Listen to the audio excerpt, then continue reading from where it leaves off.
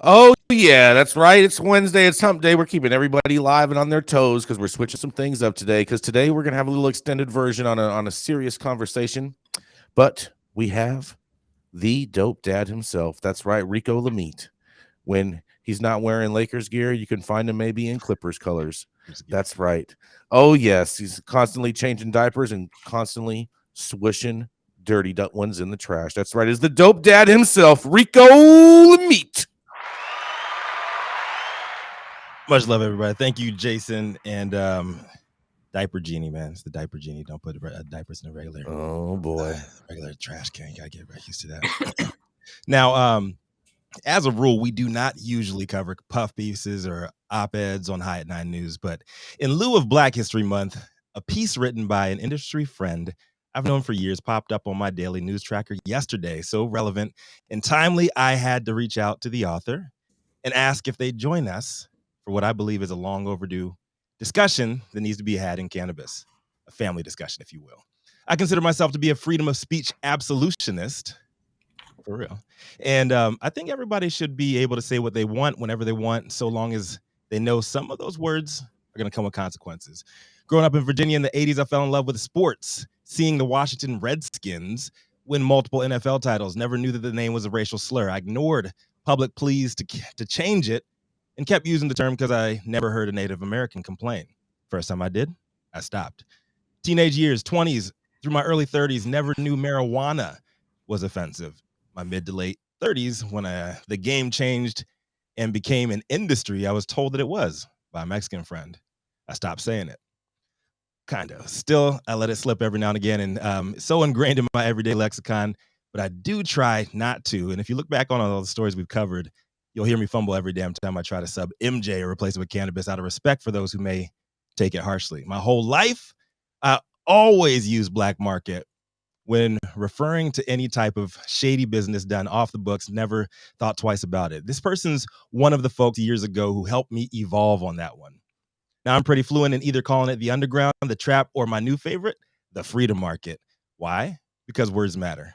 Let's get into it, y'all. The Director of Drug Markets and Legal Regulation at the DPA, Vice Chair of the Cannabis Regulators of Color Coalition, and a distinguished cannabis policy practitioner in residence at the Ohio State University Moritz College of Law's Drug Enforcement and Policy Center. And from 2017 to 22, this person served as the first executive director of LA's DCR. Cat Packer, great piece in MJ moment yesterday. And I know that we're on borrowed time with you here, so I'm going to dive right in. What is wrong with calling it the black market? Hey, good afternoon. Good morning, folks. I've relocated from LA to the East Coast, so it's noon over here. But good morning and happy Black History Month. Part of the challenge for me in hearing the term black market, just imagine growing up as a little black boy or a little black girl, and there's all of this language where we have this kind of false dichotomy and false binary where we use the word black to mean things that are negative. So it could be things like black list, black male, the difference between a white lie and a black lie. Our language is just full of these terms that reinforce black is bad and white is good. And so in the piece that I wrote for Marijuana Moment, where I talk about the problematic use of the term black market, is really a story about my understanding, my exploration of understanding the impact of racism, marijuana prohibition, and policing on Black and Brown communities.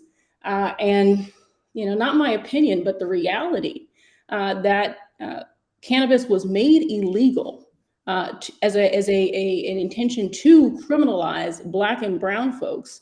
And not only was that the intention, but it was successful.